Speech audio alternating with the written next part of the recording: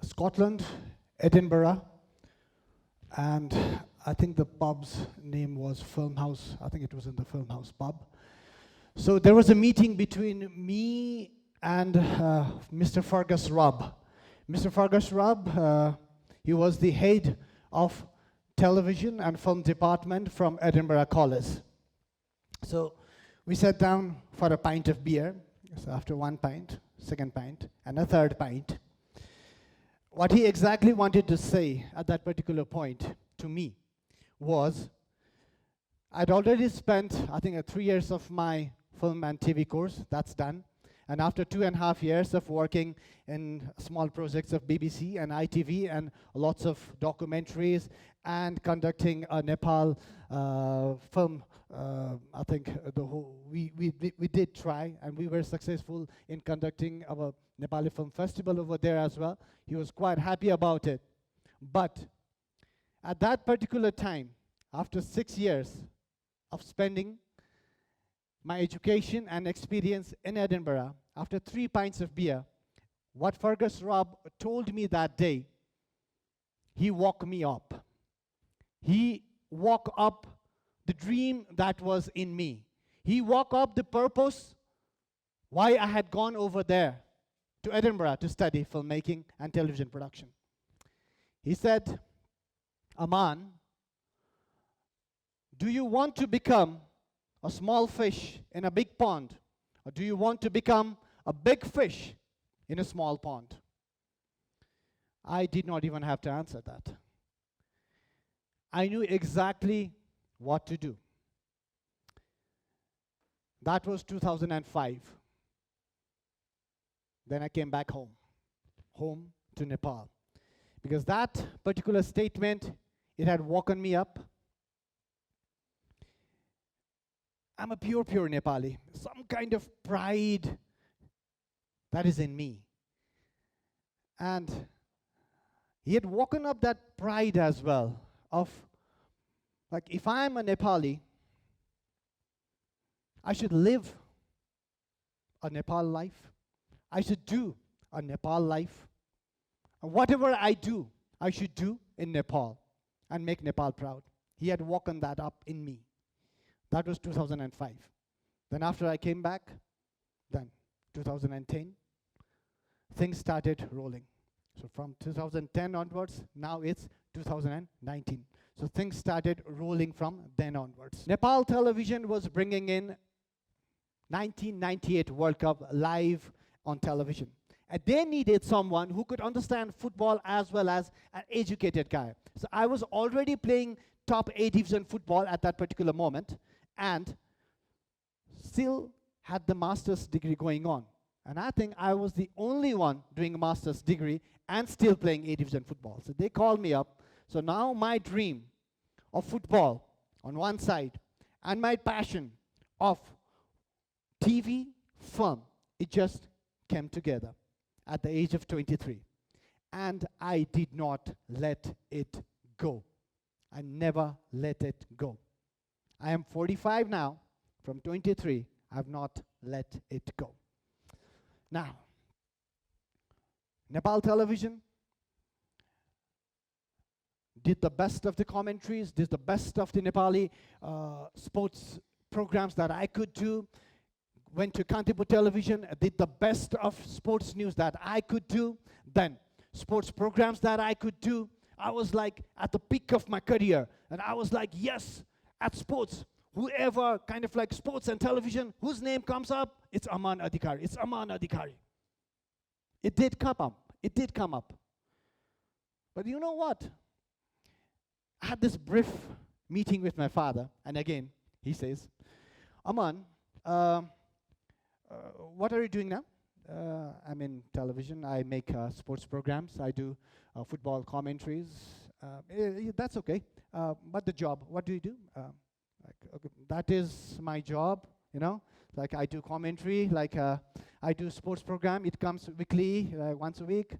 No, that's for a hobby. Good. Fine. So what job do you do?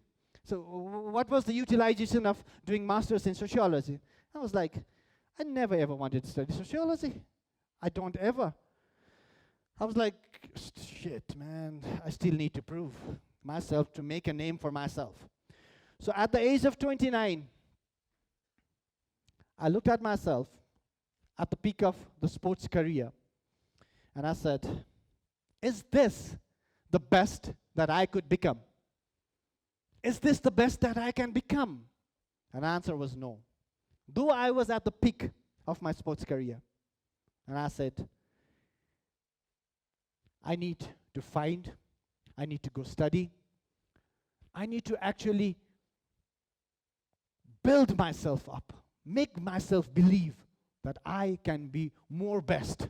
I don't know if it's a grammatically correct word, but more best. It's that best at that particular moment was maybe till here. But I wanted the best of here to reach this best. So I had to push myself. So after having 2 kids, age of 29, already an amazing career, I decided to go to Edinburgh, to Scotland, and pursue my studies in film and television. And that changed me, and that changed, I think, the Nepali television industry as well. What I'm trying to say is only you can decide who you want to be. If you don't want to study physics, do not. My son is over here. He wants to study physics. He told me yesterday. But if you don't want to, do not study physics. If you are good in acting, if you like to pursue your career in acting or any other subject, please do that. Do not study physics. All right. If you don't want to, that is. Then this accident happened. Accident is Himalaya Roadies, right? So I was already 41, 42. This happens like all of a sudden Himalaya TV tells me, like, Amanji, we have a new project and can we do it? Can we do it? Tell me the name of the program, yaar. And it's like, Roadies. And I'm like, oh my God, this is humongous. I was like, I am ready, but is Nepal ready? Is the Nepali crew ready? So that was the big question. Then 1 week of training in India, in Mumbai, with the whole Viacom 18 team. I could see like a film graduates like me, a TV graduates like me, like that Viacom 18 building, that's like the whole building. And there are like 160 directors over there who are wanting to get one particular shot to direct Roadies. And among them, only 3 had ever directed Roadies. And 1 had directed for 7 seasons, another had 5. So total it became 14 seasons at that time. So to get to that point of being those 3 was like a huge, huge, huge accomplishment. Then I remembered my mentor, Fergus. Small pond, big fish, small pond. So Roadies with just a Nepali director, with just the Nepali crew, Nepali technicians, Nepali channel.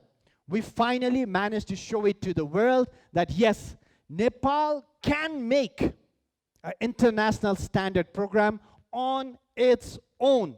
We are not inferior to anyone in this world. So Roadies happened. And all of a sudden, after 2nd season of Roadies, I get a call. Dai, can we meet? We have a big project. I was like, okay. We had a meeting and they said, it's Who Wants to Be a Millionaire? I'm like, oh my God, this is another stepping stone. And this is like very hard, humongous, and it takes a huge team. And I was not up for it. Because at that time, I had not finished Roadies at all. And I was like, towards the end of the editing of Roadies. And they came back again and again and again. And I said, like, I would need a big, big team. Are you guys ready for it? And they said they are.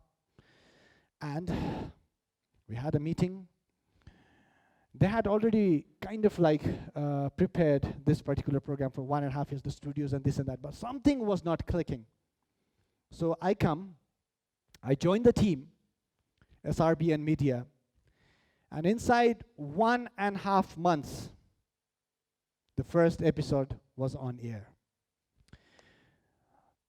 Once I got the contract of Who Wants to Be a Millionaire as a director, Ko Banchha Crorepati,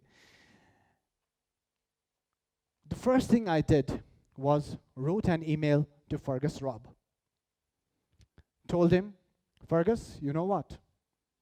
I am the director of the franchise program of Who Wants to Be a Millionaire. We call it Ko Banchha Crorepati here. I am the director. Fergus emailed me right back there and then. He was like, Aman, I'm going to tell anybody that I'm going to jump into college now, in my corridor, or in my class, anybody. This is the biggest achievement that our university has ever got. You coming in from Nepal, studying over here, going back, going on to become the director of Who Wants to Be a Millionaire. This is an amazing news for Edinburgh College. This is good news. And I myself was like, wow, this is a good achievement. So you need to think smart. That particular statement. If I was in UK, just trying to do wee bits in BBC, wee bits in ITV, I would have never ever gone on to become the director of Who Wants to Be a Millionaire. If I am that particular other director guy in that big room of Viacom 18, among those 160 people, I am never going to become the director of MTV Roadies. I am a little bit smart. Yes, I came back home. Now you all have an opportunity at home. In Nepal, you go study. You capture the biggest education facility that you can gather from there. You come back home. The big opportunity, the rising country is your country. The comfortable home is your country. So now it's time for you guys to wake up. I woke up. It's time for you guys to wake up. Tireless striving. Tireless striving. Just move, move, move. And make a name for yourself. Not for your father, not for your family, not for anybody. And be the best that you can be. Do not compete with anybody else. I was never as good a player as Hari Khadka. And I proudly say that. Because it was his forte, playing football. But I was happy because I was the best that I could be. 3 times in A division football, Hari Khadka, highest scorer, me, 3rd highest scorer. But I was still very happy with myself because I was the best that I could be. But now, I would like to end the statement with, see this best thing. What I've realized now, what has happened is, okay, I had set my bar here, best, right? Okay, so Venturing Nepal happens, Kripa Unplugged happens, Himalaya Roadies happens, now KBC, Who Wants to Be a Millionaire has happened. Now, if I just set my bar of best here, then if I reach there, what do I do next? So, I was thinking this morning, if I set a bar of the word best, then my life is going to end. So my best should never end. My best should always be there. I should always move forward to that best. My next project, I would again do the best that I can. Another project over there, I should again do the best that I can. And I should again do it, till the day I am no more. So that should be your dream as well. I would like to end my talk with a small clip, and I hope you all